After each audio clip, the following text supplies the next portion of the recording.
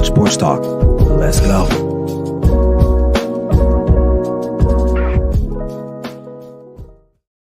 Good morning, everyone. What's up? How you guys doing? It's me, your boy Ryan Flowers, aka Clutch Sports Talk, back in the house with another edition today of NFL Sunday Wake Up with me, man. Hey, glad to be back. I had to take last week off.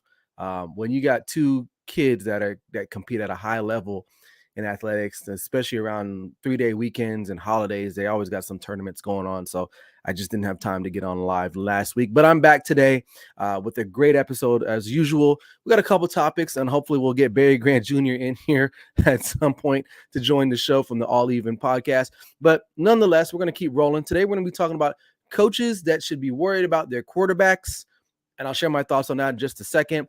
Where to next for DeAndre Hopkins, the highly talented free agent formerly from the Arizona Cardinals. What team's going to go to next? I have some thoughts on that. There's some front runners out there. Minnesota Vikings and Dalvin Cook. What are they going to do with him? You know, he wants a lot of money. Is he worth the hassle? Is he worth the trouble? We'll talk about that with Barry. And finally, Le'Veon Bell, high level of play. He explains on a recent interview that he played, you know, he would smoke one or toke it up real quick before the game. So that's going to be interesting and fun as usual. But hey, that's all we got. But listen, hey, sit back and relax and enjoy the show. This is Clutch Sports Talk, NFL Sunday Wake Up with me, Ryan Flowers. Let's go.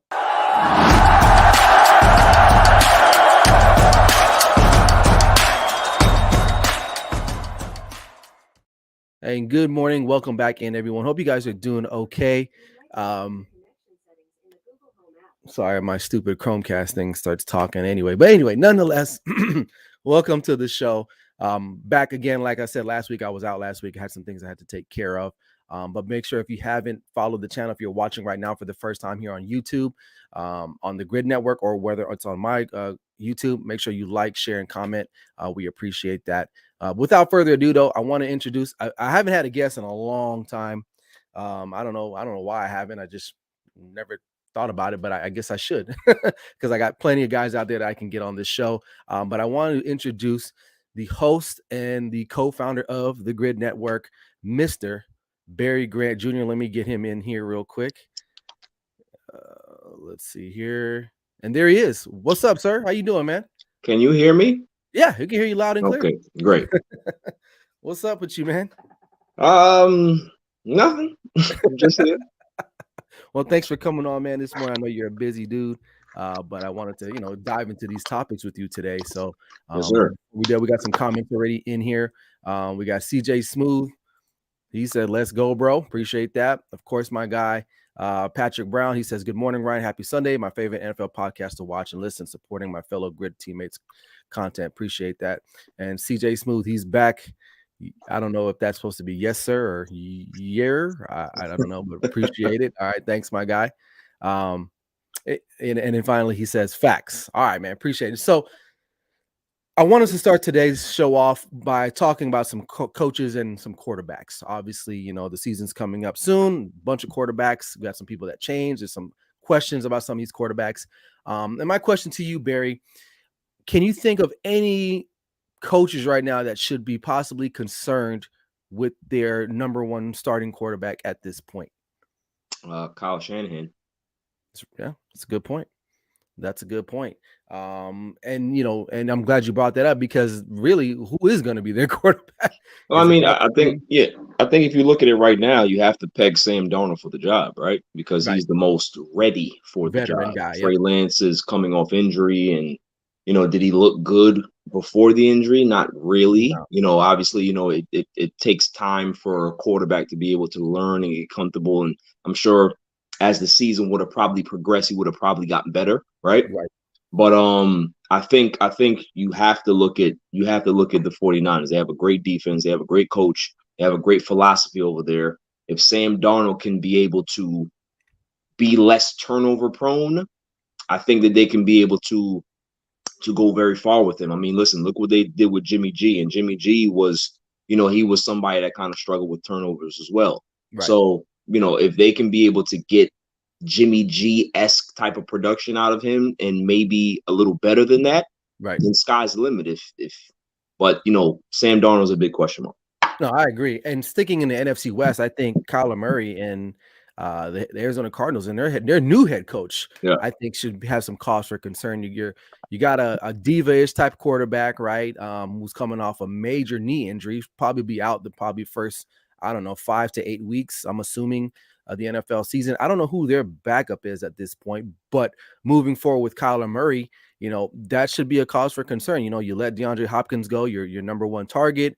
Now, where do the Cardinals go with Kyler Murray? What are your thoughts on that?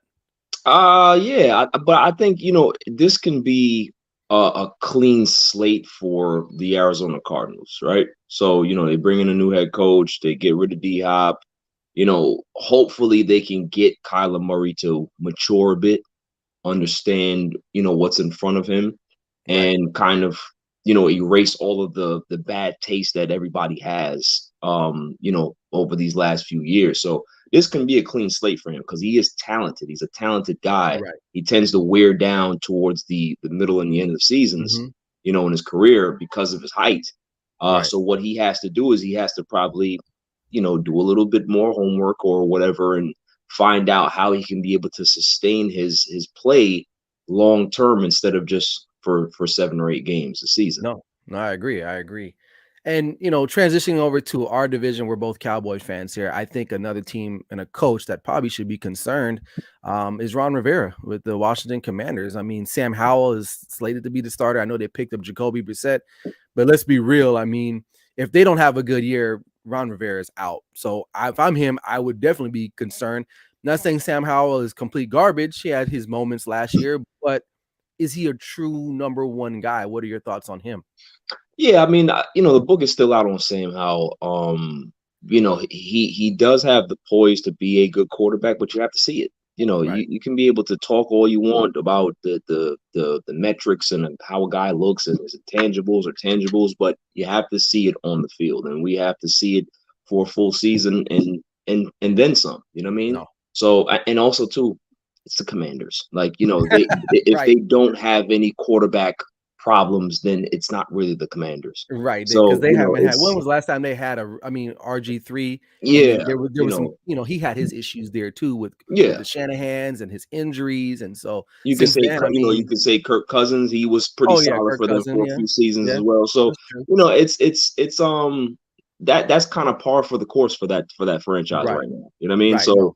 but I am not so down on them or Sam Howell as much as I am with other guys that have been like proven to be failures, right? Right. So Right.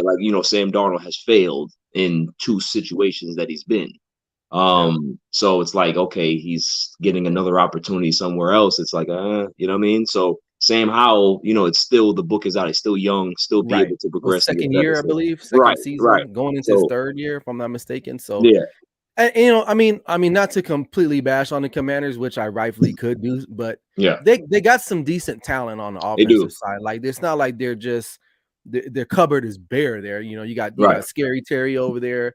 They got the other kid out of TCU. They drafted a couple years ago. Yeah. So they got guys there, and then hopefully Eric Yep. Bieniemy can bring some creativity to that offense. So Ron Rivera, really, this is a put up or shut up year, and I know he's got to be sitting at home and like, all right, Sam, man, like, because we didn't go after Lamar. Obviously, a lot of teams didn't because of the asking price for him, but they're putting it all under Sam Howell. And I mean, let's just be real, Jacoby Brissett is not the answer there. Obviously, he's just a veteran backup. So And very solid one too. he is. No, I mean, yeah, granted, yeah. I mean, he's one of those guys like a Josh McCown. yeah. He's a solid backup. He'll go from one team to the other team. He'll fill a need and he'll move on if they don't need him or whatever the case may be. So we'll see. We'll see. And speaking of Brissett and one of his former teams, another team I want to post to you and another coach is Bill Belichick, right? So I know you're a fan of Mac Daddy Jones and McCorkle, and I get it. He had some flashes of great, greatness at some point, but now we're starting to see some of it coming unraveling. It's unraveling right in front of us, and I get it. Last year was a throwaway season. He had like 2 or 3 offensive coordinators, between what was the guy's name, Joe Judge, and what was the other guy, Matt Patricia, and they're both gone, right? So Bill Belichick, he's looking at another year of not making the playoffs while his former quarterback has left, won a Super Bowl, now is finally retired. We hope, we think, right? Do you think Bill Belichick should be concerned about his quarterback right now? I think Bill Belichick should be more concerned about his leadership than he should worry about Mac Jones, because Mac Jones, the power struggle, it's documented, right? That Mac Jones was extremely dissatisfied and angry about what was going on last season, and he sought consultation or insight outside of the organization, and told a lot of stuff that wasn't very that Bill wasn't very happy about. But can you blame the kid? Because it's like, okay, you got to think about a quarterback's future, right? Quarterback has at least 3 years to figure it out until he's listed as damaged goods, or he's not good, or whatever it is. Mac Jones is looking at it like, you're not going to do that to me. Like, you know what I mean? Like, you're not gonna, like, you seriously, like, you're not gonna sacrifice or sabotage my career because you don't know how to pick assistant coaches. You don't have an offensive system. You don't understand how to pick offensive talent. It has nothing to do with me. You know what I mean? So I don't think that necessarily they have a quarterback problem. I think they have a management problem. So let me ask you this: you think Robert Kraft moves off Bill Belichick, or you think he just bows out graciously? Robert Kraft is a very loyal guy. He is. And for a head coach like Bill Belichick to be as decorated as he is, I don't know if that's going to be a decision that Robert Kraft makes anytime soon, right? But it may be a point where he might have to, right? Like, it's very hard to move on from a Hall of Fame head coach. Yeah, no, absolutely. You've seen it in the history of football that it tends to get very ugly, right?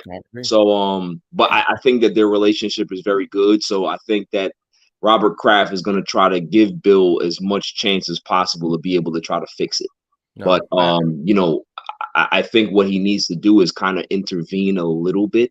Yeah. And maybe have a say in regards to who gets hired as the offensive coordinator or something like that. Get a young mind in there and get somebody that can be able to really like facilitate and help that offense grow.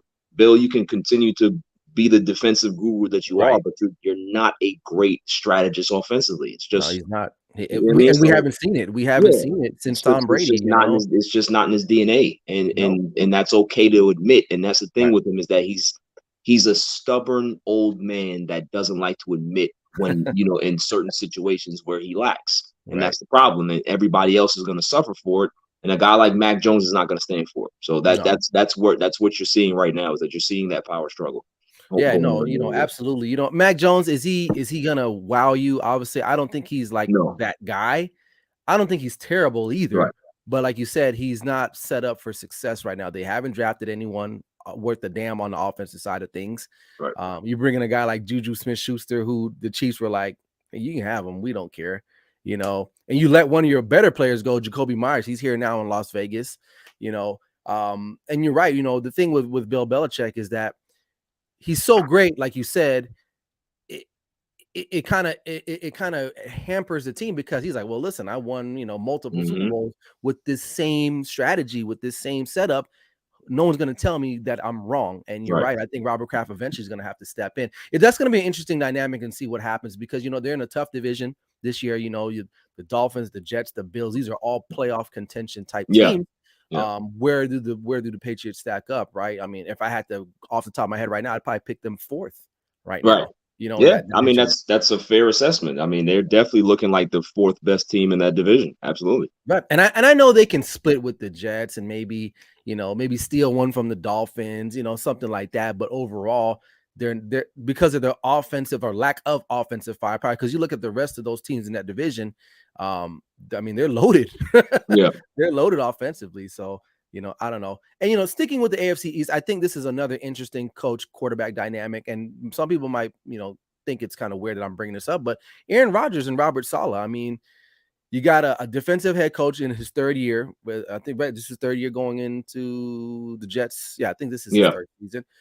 You got a quarterback like Aaron Rodgers, who it's all well documented, his exploits and how he kind of goes and handles things. Does Robert Saleh need to be concerned? Because he's never, number one, he's the head coach, but he's kind of like not not a throwaway head coach. I want to give him some respect, but he hasn't. To me personally, I don't think he's established himself as like that guy that can maybe rein in Aaron Rodgers, or do you even try to rein in Aaron Rodgers and you just let Aaron Rodgers be? We can see we know that can go either two ways, right? So, what are your thoughts on him? Well, I think Robert Saleh last season showed his defensive abilities with this team. That Jets team was really good last year. Defensively, they ran the football well. Quarterback play is what really stopped them from getting into the playoffs. If they had just a decent quarterback, not even a good or great or elite, just a decent quarterback, they get into the playoffs. So those are good things for the Jets to be able to build on. I think he's a great personality. He commands a room well. If you hear him in press conferences, sounds like a head coach, thinks like a head coach, talks like a head coach. I think with the dynamic between him and Aaron Rodgers, I think, what you said is kind of accurate. Just kind of let Aaron be, because Aaron's relationship with Green Bay and the general manager soured. And a lot of people have to understand that when you don't want to be somewhere or you don't want to work with somebody anymore, you tend to kind of mail it in. And I think Aaron Rodgers over the last few seasons mentally has mailed it in Green Bay. So you're going to, you see him in New York. He's going to concerts. He's engaging with the media. Like, that's not something that we're used to seeing with Aaron Rodgers, right? So it's a fresh start for him as well. So I think people obviously baggage comes with you, and people are always going to think about, hey, what does he do and all of this. But I think that you're going to see a different Aaron Rodgers. I think that partnership is going to be really good, and I don't think that there's much concern for Robert Saleh to be able to figure out, because he's thinking about it like, okay, my team was really good last year, and I had a shitty quarterback situation. Now I have a better quarterback situation. We're definitely going to get to the playoffs. Now, obviously, the expectation for the Jets is not just playoffs. We want to have a deep run. So we'll see how it goes. But I think in regards to pressure or comfortability, I think for Saleh and Aaron Rodgers, I think they're solid. I think they're fine. Yes, and you brought up a good point with the level of expectation. My thing with Robert Saleh is if they don't start well, and their schedule is brutal. It's tough. Is to begin the season. You drop a couple games early. You're still a young head coach. You still have a young team that can be, what's the word? They're impressionable. And Aaron Rodgers comes in that locker room. He starts spouting off at the mouth or says things. He's a passive aggressive kind of guy. He's very coy, says things using the media. I think for me, that would be my fear if I'm Robert Saleh. Like, how do I get a hold of that? If it doesn't work out the way, because listen, everyone thinks the Jets are going to make a big run. I mean, maybe myself included. I think they can handle that schedule early on because they have Aaron Rodgers and that defense is so good. But I'm just thinking if it doesn't, that's going to be a story that we all want to watch because it's going to be like a soap opera, I think personally. And so how does Robert Saleh handle that? And I guess, for him, he's got good experience. He coached under Kyle Shanahan and they've been in big games. They've been in big situations, but Aaron Rodgers he's not Jimmy Garoppolo. Obviously he's a first ballot Hall of Famer, at least in my opinion, one of the best to ever do it. And so for me, that would be a cause for concern. But everything that you said was spot on. I think you do have to let Aaron Rodgers be Aaron Rodgers a little bit because that's part of the mystique. That's part of the bravado. That's what makes him, what makes him tick. So, you don't want to impede that because that's part of the artistic process when it comes to Aaron Rodgers. So, and speaking of what's the last team I'll talk about, and it's his Aaron Rodgers' former team, right? So Matt LaFleur, we don't know what is he good? Is he not good? I don't know. Well, I guess we're about to find out. So he's got a new quarterback. Jordan Love's been sitting in the cupboard for a couple seasons now. Do you think LaFleur should be concerned with a guy that we haven't really seen much of Jordan Love? I mean, other than that Chiefs game, which that's a tough situation. I'm not gonna count that against the young man because you're going on the road in Arrowhead. They put his mom in like the nosebleeds, so mom couldn't even see him play really without the binoculars. So, which I thought that's kind of messed up, man. Like, come on, Jordan Love, you've been in the league a couple of years now. I know you got some cheese, man. You can't go on SeatGeek or and I'm not sponsored by any of these places, but StubHub or anything like that. You can't get your mom a decent seat. But anyway, nonetheless, Matt LaFleur, Jordan Love, he's taking over. I mean, from what I'm hearing, the guys love him. Aaron Jones loves him. They think he's the guy. The last time I heard people talk like this was when Patrick Mahomes was taking over for Kansas City. Now, I'm not saying he's going to be Patrick Mahomes, but the scuttlebutt around, Green Bay is that this guy might be legit. What are your thoughts? I'm hearing the same thing too. They're saying that, he has flashes of like Russell Wilson, right, Patrick Mahomes type ability, and it could be all cap, but we'll see. But the thing is, it's yeah, there you go. Uh-oh. Did it fall? There you go. Yeah, this is live TV, everybody. Exactly, live TV. So it's I'm hearing good things about him, and the thing is with LaFleur, he's had success in Green Bay, so his seat is not hot at all. I think the organization is going to allow him to see how he develops Jordan Love and how that's going to play out, because they have high expectations for the kid. I think if they didn't, you would hear a lot more concern out of Green Bay, but you're not really hearing anything. I think I agree. They've been planning for this day for quite a while now. A couple years now, I think. Yeah, exactly. So it's one of those things where it's like, I'm just excited to see it, to see how he plays and see how he commands that locker room and that huddle, and see if he's really, ready for the big time. I think, I'm not too high on LaFleur as a head coach. He's not terrible. Yeah, but he's not somebody that I think is elite. But he's a guy that can be able to be a solid head coach, right? He can get you to the playoffs. He can, you've seen them make deep runs. Yeah, they won a lot of games. Yeah, he won a lot of games. So I mean, the resume speaks for itself. You can't really say too much about the guy. And Green Bay is going to give him a chance with Jordan Love, like I said, and see how it works. I agree, and I think what. The Packers are going to be okay. I know everyone's loving Detroit, which, I'm sipping on the Kool-Aid with Detroit a little bit. I get it. But the Packers have that pedigree. They got players in that locker room that have won a lot of football games, right? And their offensive line is still good. One of the better offensive lines in the league still. You have two great running backs between Aaron Jones and what's the other guy, Dylan. I think they're going to run the football, and they're going to take the pressure off Jordan Love a little bit, maybe early on, and see what happens. But I am excited to see this kid play. I got to see him a couple times playing Utah State. They were part of the Mountain West. So I live in Mountain West country here in Las Vegas. So I got to see him play, up and down kind of guy. But when he was on, he was on. So I think I agree. Matt LaFleur, we're going to see now if he can coach, because you're not going to have Aaron Rodgers to sometimes bail you out of certain things. You're going to have to be very technical, scheme up a lot of different things. And also too, go ahead. Not to cut you off, but also too, it's one of those things where I think he's now going to be excited more. You may see more, you may see more creativity out of Matt LaFleur this year, because he's so engaged and so excited about having a young quarterback with fresh legs and young legs, and the possibilities are endless in regards to his ceiling. So I think you might see a little bit more different enthusiasm on the sidelines from the floor. Yeah, you're right. That's an excellent point, because maybe there's some things he wants to try, but Aaron Rodgers might be like, nah, man, I've been in the league, God knows how long. I'm not doing that. Right. Where Jordan Love, he's, again, more impressionable. He's a young kid in the league, right? He might be like, okay, coach, yeah, I got you. Let's do it. Where Aaron Rodgers is like, nah, I'm not doing that. I'm not doing that. So, all right, man. So, those are some quarterbacks and some coaches that, in my mind, we think that have some concerns, obviously, going into this NFL season. There's probably some other teams out there, but those are the ones that we talked about. So it is what it is. Let's get to some comments real quick. Patrick says Niners have to make a decision with Trey Lance after the season, with them giving up a lot to draft him in 2021. It's a hot topic. It is. I think they're just holding on to him to see, if they can maybe trade him away. I think at some point, I don't know if he'll ever get the chance in San Francisco there.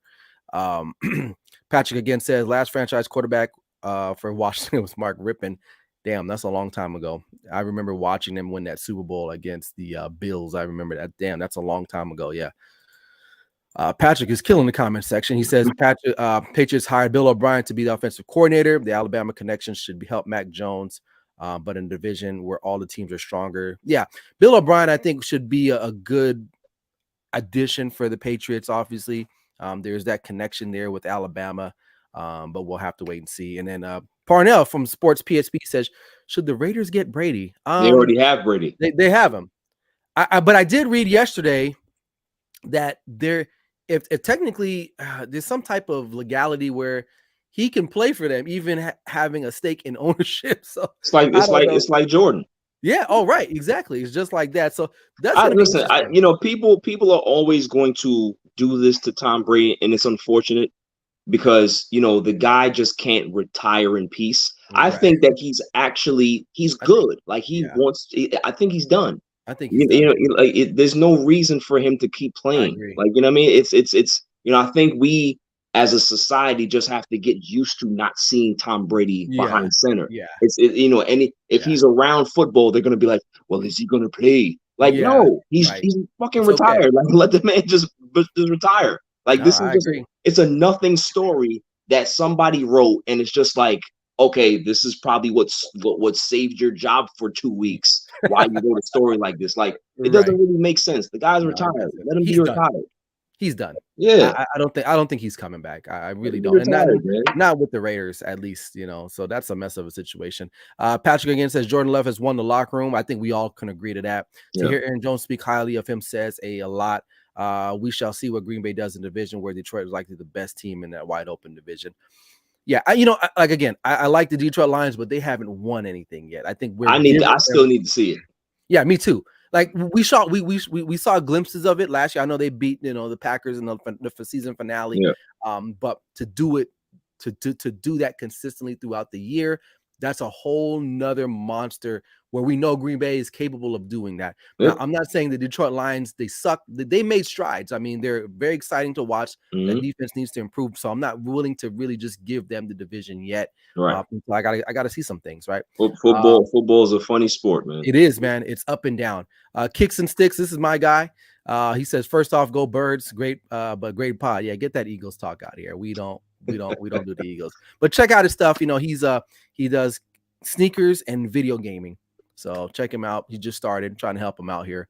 And then Parnell's back again. He says the team I'm intrigued to see is Houston with their new head coach, QB, and more. I thought about bringing them up, but listen, really, realistically, we don't know what CJ Stroud is going to do. So that whole segment was just to see about veteran quarterbacks. Right, exactly. Coaches. Like, rookie quarterbacks and rookie coaches. Yeah. I mean, that you have to give them time to develop. Right. So it really doesn't make sense to talk about them. Right. But, I see where you're going with that, Parnell. I appreciate it. And Parnell finally asked, I have Burrow winning MVP. Me too. I like Burrow. Everyone knows my exploits about Burrows. That's my quarterback, one of my favorite quarterbacks. So, and then Kicks and Sticks, yeah, he's laughing at the Eagle stuff. So we're gonna block him soon here because we're not with that now. But check him out. All right, this topic I really want to talk to you about. DeAndre Hopkins was released by the Arizona Cardinals. Now, a lot was said before him being released. We didn't know if he was going to be traded. What was going to happen. I think finally the Arizona Cardinals. I think what did it really is that he went on, was it I Am Athlete, I believe, and he was talking about Kyler Murray, and he kind of put his foot in his mouth, and he tried to back out of it. And I think along with that, he just didn't want to be in Arizona anymore. So the Cardinals end up releasing the guy. I think he was supposed to make like $19 million this year, give or take, I think. Now he's gone. He's released. He's not a Cardinal anymore. He missed at least 8 games last year, if I'm not mistaken, due to that the sports performance suspension, whatever. And then he was injured the year before. Mm-hmm. Barry Grant from the All Even podcast. My question to you, sir, if you're a team that needs a wide receiver, a number one wide receiver per se, because I think a lot of people think DeAndre Hopkins is still a number one guy. Do you think he's still a number one guy? Number two, and do you think he's worth the money and possibly the hassle? All 3 answers, yes. Okay. Yes. This is a guy that he is, I call him quarterback proof. Yeah. It doesn't matter who's throwing the football, he's going to catch it. It doesn't matter who's behind center, he's going to find a way to get open. It's true. And if you put that guy in a situation where he can be able to compete for a Super Bowl, get into the play. Like, think about all the teams that he's ever been on. He hasn't really had a chance to be on a great team to show it on the grandest stages. It really hasn't. You know what I mean? So it's like, you know, I would love to see him in Buffalo, but I don't know if that's going to be a situation that pans out. I'd love to see him in Kansas City. I don't know if that's going to pan out. I would love to see him in Baltimore on the other side of OBJ. Yeah. That would be nice. And Zay Flowers and all those guys over there. So, you know, it's and I think those are the top 3 teams right now. If I looked at the last odds, it was like Buffalo, Kansas City, and Baltimore. Those were the top 3 teams to possibly land him. Yeah. You know, and you know, he just has, you know, worlds of talent, man. When a DeAndre Hopkins is on your team, you have to send at least 2 bodies over there just to check on them, and that's going to open up your offense for your tight end, for your slot receivers, for your other, you know, your other Z route guy, your go route guy. So, you know, he's that guy. And listen, as Cowboys fans that we are, I would love it. Yeah, but Jerry Jones is not spending that type of money. He's not. So, you know, unfortunately, that's the situation, but he'll land somewhere. He'll land somewhere where a team is really going to say, you know what, we're DeAndre Hopkins away from being really, really good. Yeah, no, you're right. You know, he has representation now. He didn't have an agent for a while. No, he did not. Now he has one. You know, so it's he's setting himself up for the last stage of his career, right, where he wants to compete at a high level, not just be on some team and figure it out. Like, obviously, you know, he put out the statement saying, listen, I don't really have a preference to go to play with any quarterback. You know, I play because, like I said, it's quarterback job. It doesn't really matter. It doesn't really matter where he goes. But I think for him, for his career with his agent, I'm sure his agent is going to say, listen, you know, we want to put you in the biggest situation or the best situation to succeed. He's on the back nine. He's on the back nine of his career. He should be focused. He's got his money. I mean, he's made his money. I get it. And I know he wants to. He wants to garner that $19 million a year. Yeah, whatever. And somebody will maybe give it to him. Absolutely. The Buffalo Bills thing is interesting though, because Stephon Diggs hasn't been happy. You know, last couple seasons they've fallen short. Mm-hmm. If he does decide to go there, if the Bills decide to make that happen, if I'm Stephon Diggs, I don't know how I'd feel about that, because number one, that's more targets being taken away from me. Okay. But then we might win games.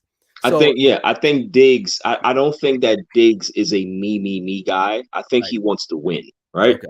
And I think his problem with Josh Allen over the last few seasons, the fact that these erratic turnovers that he's had in the playoffs has cost them games. Yes. Right. So you, as a guy that's very passionate, that wants to win, and you understand how good you guys have it and how that window of contention starts to shrink every time you don't capitalize on it.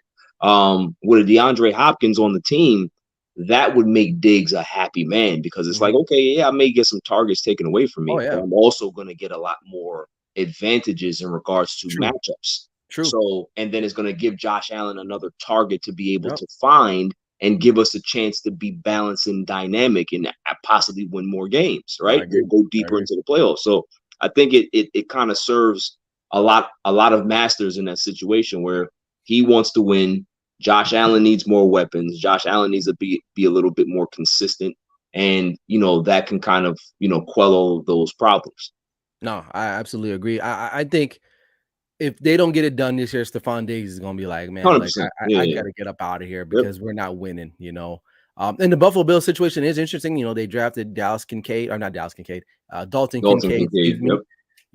So they're looking to add some firepower. The Chiefs situation, I think that'd be a great fit. Obviously, Patrick Mahomes, Andy Reid, they don't have a true number one wide receiver, which for them, it doesn't matter because they want a Super Bowl regardless, right? It don't matter. You and I can line up at the X and the Z and probably still get it done. You know what I mean? That's how good they are. Right. Like you said, the Ravens one, I think that's an interesting one too, because that would definitely help the Ravens solidify. Because I know, I caught a lot of shit from Ravens fans. Yeah. But a signing like that would definitely propel them to one of the higher echelons. 100%. I mean, off 100%. the bat, because I know OBJ is still serviceable. I'm not going to say he's garbage. He's still serviceable. He proved that in LA, right? And if you you kind of want to set it up to where it was like in LA. When in LA, he wasn't the number one guy. Cooper Kupp was the guy. Yeah. Cooper Kupp kind of, he was the young guy, OBJ kind of lived off of not the scraps. I don't want to say that because he's a great player, but you guys know what I mean, right? Yeah. I think right now in Baltimore, he's going to be asked to be the number one guy. I think, Zay Flowers is a young guy. You got, who else is over there? Still got Rashad Bateman over there. Rashad Bateman, who's still like, he's still kind of filling out himself a little bit. Where they got the rookie, they just drafted. Right, exactly. So OBJ is the most polished, tenured veteran receiver that they got. I mean, I think that's fair to say. And if you add D-Hop in that mix and Lamar Jackson, the way their offense, that's going to be a tough out. Oh yeah. Either way, tough out as long as they can stay healthy. So Ravens fans, don't get at me again because I'm always talking about your quarterback, but health is a big thing, even for D-Hop too, because you know what? Yeah. He missed some time. Yeah, he's been banged up over the last few years. So, absolutely. Yeah. Yeah. And also another dark horse team that I have as well, Ryan, before we move on, I guess, is sure. I think the Giants should take a snag. Oh. I think the New York Giants would be a perfect fit for DeAndre Hopkins. You know what? I'm not even mad at that. I mean, I should be mad, but when you think about it, look, their wide receiving core, they're not great, but they're solid. Like they got a bunch of number 2s, 3s kind of guy, with like Darius Slayton, Sterling Shepard. God bless him. Hopefully he can stay healthy. I don't like to see someone get hurt all the time, but you're right. That's actually not a bad pickup. Another dark horse team, and maybe it might be super dark. I like the Pittsburgh Steelers, man. I don't know. You got a young quarterback, Kenny Pickett. George Pickens, Deontay Johnson. You add D-Hop there, it gives them like that true number one wide receiver. But I mean, listen, any team he goes to, he automatically makes them credible. Yeah. Hold on. Let's see. Your boy, your favorite guy here. He says, coming from a Dallas fan, Barry, get the hell out of here. From what? About what? I guess he's talking about the Giants and D-Hop. Oh, I mean, listen, like I said, it's very plausible, but it is. I think it is. Jerry's cheap. I'm not being biased here. If I was, I would just say Dallas is the best fit. Exactly. And I like to say we are both objective. So, and he says Barry wants D-Hop in New York, shaking my head. No, I don't think he said he wants them. He's just saying that could be a possibility, which is a total difference. So, but yeah, I'm sure he's probably upset that I didn't say Washington. Nobody wants to play in Washington, bro. Nobody wants to play in Washington. Nobody wants to play in a stadium that's falling apart. Yeah, nobody wants to do that. Right. So anyway, that's funny. Patrick says Buffalo were to sign D-Hop, Diggs' mindset would be sacrificing for the better overall team. Yeah, of course. He wants to win. He wants to win at this point. I mean, all of them do. All right, P. Parnell says Ryan's objective, very delusional. That's the difference. Oh, you guys. And finally, he says Jerry won't spend that money on D-Hop. We kind of said that. He wants CD to be the number one. I mean, and the thing about Jerry, he don't. The last time he spurged on a wide receiver was what, Roy Williams? Yeah, many years ago. Long time ago. He doesn't. This is not the splash that Jerry typically will make. Well, I mean, think about it too. Terrell Owens was a splash. That's true. Yeah, I mean, like, but in regards to like, and also too, I mean, Amari Cooper was a bit of a splash. He gave up the first round pick. So I think Jerry is very tactical with moves that he makes, right? And I think that we've seen, people have judged Jerry, they've criticized Jerry, but when you think about the roster that is assembled, he's put together a pretty good roster. Now, are they going to be viable for a Super Bowl? Maybe not. I don't know. We have to see. But the roster is pretty solid, man. The wide receiver core is pretty solid. We got to see what we're going to get out of our quarterback this year. Yeah. You know what I mean? Yeah, no, you're right. And you think about it, like right now, you have 2 Hall of Famers on the offensive line that they've drafted. Tyron Smith, Zach Martin. I know Travis Frederick. He retired a little sooner, just because of health issues. So technically, they probably have 3 Hall of Famers that they drafted within the last 10, 15 years. Like you said, T.O. played on there. Tony Romo. He kind of could be a fringe Hall of Fame guy, depending on who you talk to. But you're right. Jason Witten's a Hall of Famer. They've definitely drafted some guys, man. Absolutely. Like you said, though, they just haven't really been able to schematically put it together. So, right. But I mean, trust me, as a Cowboys fan, I would love to see D-Hop because I'm still not sold on the 100%. Cowboys wide receiving core. I like CeeDee Lamb. I thought he had a great season, over 1,000 yards this year. But it's the supporting cast to me that's still kind of up in the air. The Cooks thing. People love Cooks. I get it, but I don't see it, and Cooks is going to be good. The obviously Jalen Tolbert is going to be a factor as well. You got Kevontae Turpin. Those guys, if they can be able to show you something, then now you got something, right? Yeah. And so it's about Michael Gallup can get back to a shell of himself. That would be help. But if you add a guy D-Hop, I mean, that changes the game. That helps Dak even more. Even if Dak doesn't have to play well, D-Hop, his catch rate he's just a great receiver. Yeah, absolutely. He'll bail you out. Absolutely. Where I feel like CD isn't that kind of guy. Maybe he will be, maybe he won't. Yeah. D-Hop is definitely that bailout receiver that you need. Right.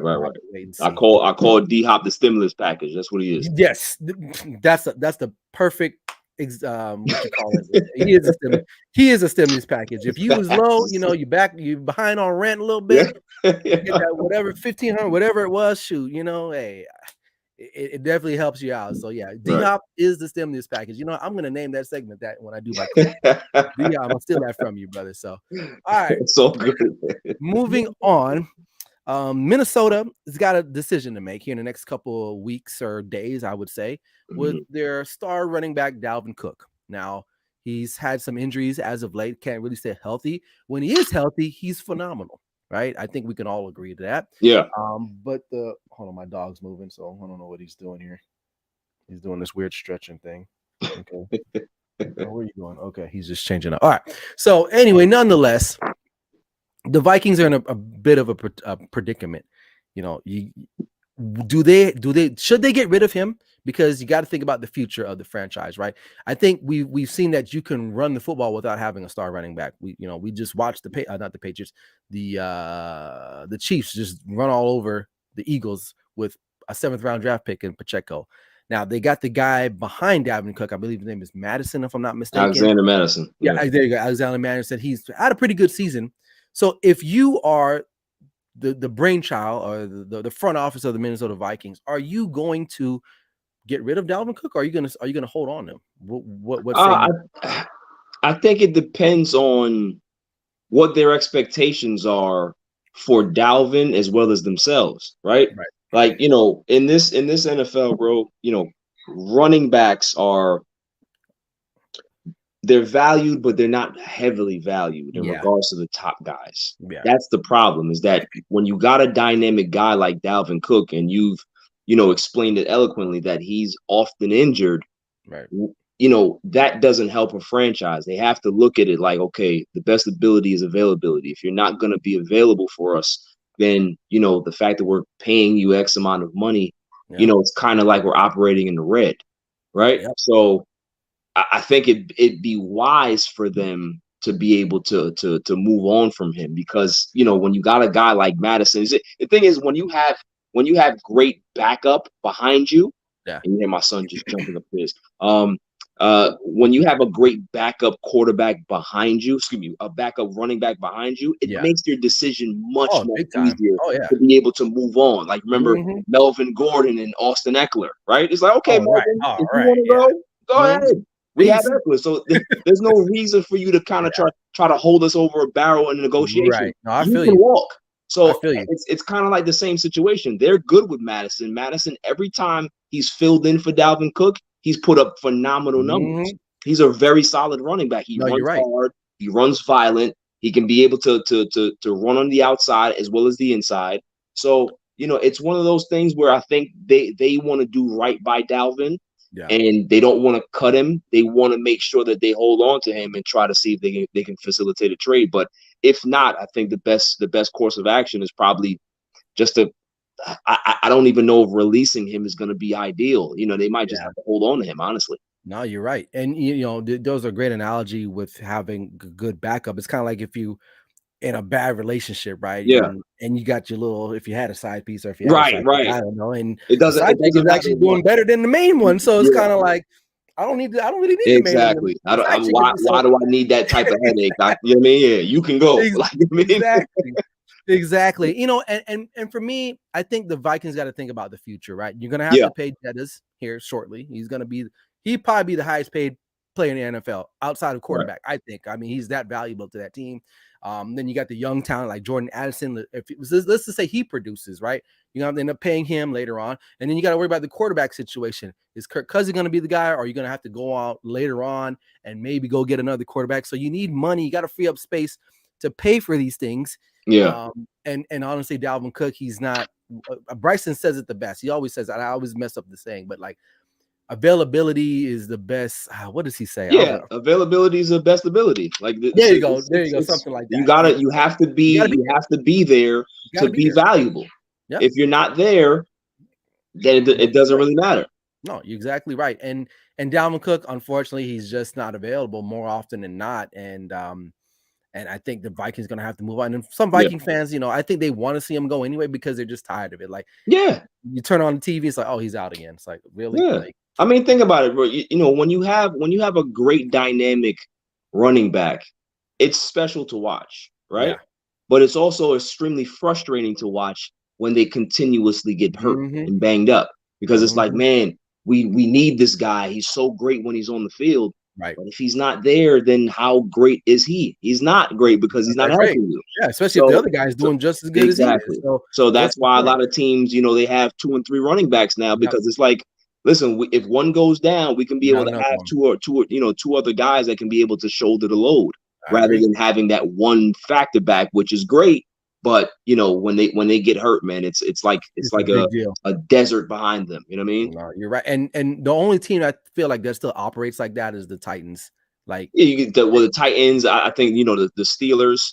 Yeah, that's true. Yep. Even San Francisco. I mean, you know, whatchamacallit is still the guy, but you know, they have a certain system where they can be able to plug and play other guys and kind of move guys around. So. You know, it's listen, the days of Adrian Peterson, those days are gone. You know what I mean? Those factor backs, those days are gone. And I think, you know, moving forward for the Vikings, I think Madison should be the guy, and they should be able to, you know, have some other younger guys come up as well and fill those voids. That's just the remedy in the NFL now. I agree. And if you got the right scheme, like I said, Isaiah Pacheco came in. Yeah. He did his thing, man. 7th round. I'm not saying every 7th round pick running back you get is going to be a stud. Like, I'm not even saying Pacheco's a stud. Yeah, but he's a solid. He complements. He does good for them. He does good for them, you know, under that scheme. So, let's get some comments. Parnell says, "Bring Cook to Dallas." Nah, I'm okay. I'm okay on that because he'll be hurt. So I don't need that rubbing off in our locker room. Running back position is a castaway. Teams are very cautious with giving them the front-loaded contracts. Yeah, you know, case in point, Ezekiel Elliott. You know, he got his money early. Now we don't know where he's gonna be. No one's even knocking on his door for him to play anywhere. You know, which is Zeke will get an opportunity. You know, when there's some injury happening on somebody's when camp starts and things. Yeah, he'll be on somebody's roster by like week 8. Oh yeah. Patrick also chimes in again, says, just like Dallas with Tony Pollard is going to be a running back by committee, TP will be, whereas Rojo will have a role moving the chain. Yeah, I think that's more likely. And I heard a lot of Derrick Henry to Dallas. I'm like, I don't know how I feel about that. I mean, I don't hate it if they can get it done, but it's got to be right. Financially, it's got to be right. You know, gotta be right. And obviously it probably won't because he probably still thinks he's the guy, which, you know, but he's older. He's injury prone too now in his style of running. I mean, that'd be great. Him and TP back there for 1 year, you see, because TP's on a franchise tag. Derrick Henry, I don't know what his contract extent or what it's like, but either way, I guess that's just fantasy football anyway. But but nonetheless, to close this one out, I mean, Vikings, you know, and they're kind of in a tough situation too because you look at that division, you know.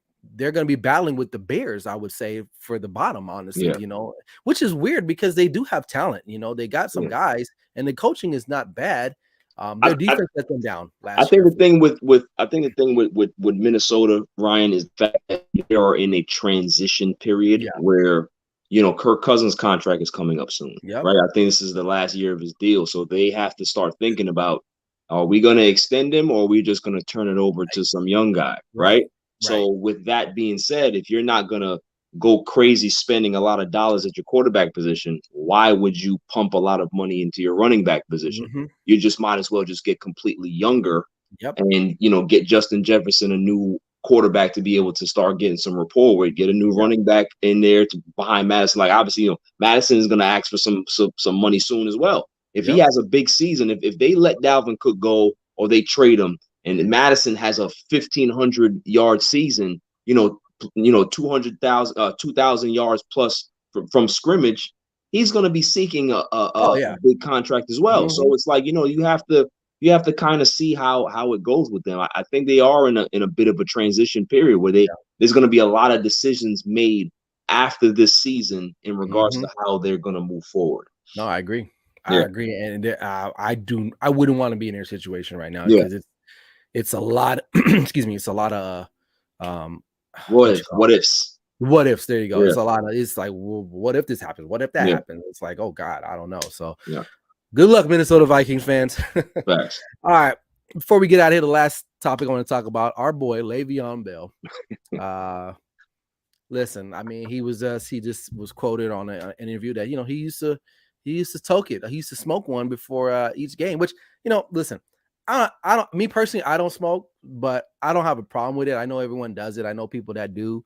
I don't think it's a big of a deal. Guys used to smoke cigarettes during interviews at halftime back in like the 60s and the 70s. And I get cigarettes and weed are two different things, but I guess, but anyway, do you have a problem with him coming out and saying that? Is there an issue? No, I don't have a problem with him coming out and saying that because it's one of those unwritten or untold things that everybody kind of knew about anyway. Like there's a lot of players, there's a lot of athletes that smoke weed. There's a lot of guys that used to smoke weed before games, after games, or whatever it is in the offseason. So it's like, it's one of those things like, okay, cool, you want to say it now? It's not really a big deal. We kind of knew that, right?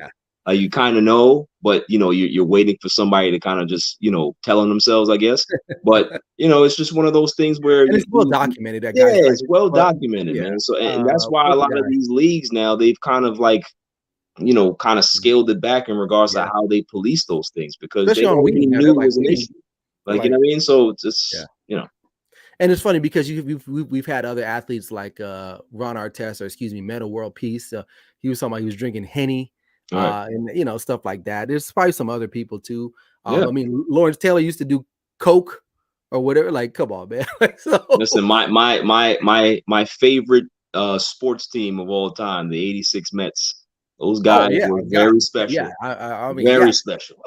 And even those '90s Cowboys, all the drug dealing that was going through that locker. So it's prevalent in sports. I mean, we're just obviously we're talking about like the gamut of stuff that people have been using. But we're just gonna keep it to marijuana. I mean, it's just it's something that's been there that it should have been a very loose policy years ago with this. Right. A lot of people use medical marijuana for recovery. I think medicinal marijuana in regards to concussions and head injuries. I think there's studies on it that it's really, really helpful. Right. So for those reasons, I think the NFL kind of like, all right, cool. It's it's just now one of those things. My thing with that, Le'Veon Bell doesn't seem like the guy that uses it for medicine, and he might. I don't know, but I think he was just smoking because he would want to smoke. But at the end of the day, it's like for even guys that do it for recreational reasons. I mean, it's still helping them regardless, right? Like if they do have some head injury, they could be able to smoke weed and be fine. You know what I mean? Clear their head for the week. I mean, to me, I don't have a problem with it. I know a lot of conservatives would. Yeah. Some of the old heads that have a problem with it. Right. It's a different world that we live in now, and certain things that used to be kind of like taboo, you don't do. Right. It's allowable now. So me, he's not playing anymore, and I know other guys are doing it. So I think if it was more, and coming from him, I think everyone's like, that's not a surprise. Right. That's what I'm saying. Like coming out, people like, what gave it away? Really? Yeah, exactly. Now, if it was like Tom Brady or like Patrick Mahomes even coming out, like in his little Kermit the Frog voice, like, yeah, man, I toke up. Then, yeah, we'd be like, well, I think that'd be a bigger headline, right? Yeah. But yeah, Le'Veon, we all know he was crazy anyway, so right. it's a Le'Veon type of thing. So even with Ron Artest, when he said he was drinking, like, oh, we probably expect you to do that. Like, you're Ron Artest, you change your name to Meta World Peace. So I don't have a problem with it, and I don't think really people should. It's really a non-issue. Yeah, it is. But the way social media works, you see these comments on everything. Everyone's got something to say, and it's just, it can be a little bit annoying. But I just wanted to talk about that today because I just think that it got a lot of fire. People were upset about it, and I'm like, again, and I don't even smoke. I don't partake in that. And again, I don't even look down on people who do. It is what it is. To each his own. So he decided that got him ready to play. Now, could you argue is it a sports enhancement drug? I don't think so. I mean, nah, I don't think so. Man. I mean, I make you hungry during the game, but right, you might go up to the stands and ask somebody for food or something. But it's just get a hot dog like Mark Sanchez did against the Raiders, right? Right. But I don't think that gave him an advantage on the field because he was smoking. You know what I mean? It's just a stigma, man. It's a stigma. Like, if you as an organization, you don't want your employees doing it, that's your right. That's your business to put that mandate down, as the NFL has did, over the decades. But people are going to find ways to do it regardless if they want to. Yep. So, that's just the way it is. I agree, brother. Well, Barry, man, I appreciate you coming on, man. You guys can check out his show. He drops it every Friday, right? Is that right? Friday? Well, I record every Friday night, but it's actually out today. I dropped it at I believe I dropped it like around 9:30 or so. So it's out right now. You can go to All Even Podcasts on YouTube. Check that out. It's on all streaming platforms. You can check that out on the Grid's streaming, Grid network. We're on all streaming platforms. So this show would be on there. My show would be on there. Bryson Carver, Patrick, we have such great content creators. So definitely check us out there. I appreciate you, man, hopping on, and thank you again. He's the co-founder of the Grid Network. Great friend of mine. He's all the way in New York. I'm all the way in Las Vegas, and we met doing what we're doing now, and it's been developed into a great friendship, and I appreciate him, man. So thanks, Barry, for coming on, brother. Appreciate you, my guy. Anytime, man. All right. Okay.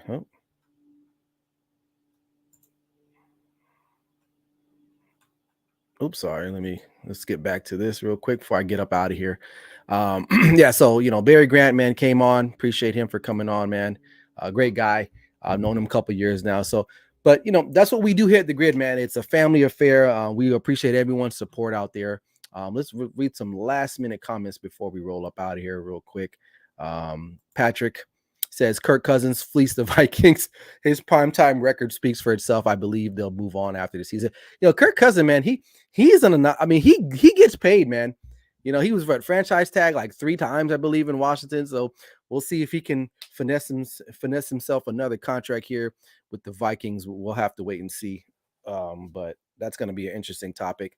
And then Patrick says, to listen to former players say they drink shots before games, what Le'Veon Bell said was no surprise. Oh, yeah, of course.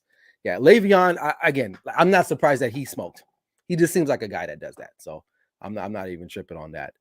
Kicks and Sticks, he says, laugh out loud, butt fumble Sanchez. And he says, great pod. Yeah, I appreciate you, Kicks and Sticks. And check him out, guys. Kicks and Sticks, he just started up.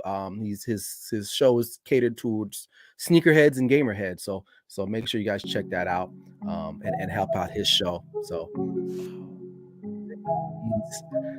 my time is done. I want to appreciate everyone thanks to everyone that was in the comment section today. Thanks to Barry Grant Jr. from the All Even Podcast for joining the show.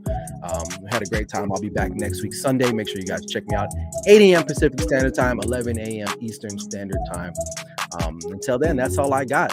Like I always say, this is Clutch Sports Talk, NFL Sunday. Wake up with me, your boy Ryan Flowers. Never settle till the work is done. I'm out. God bless you guys. Peace.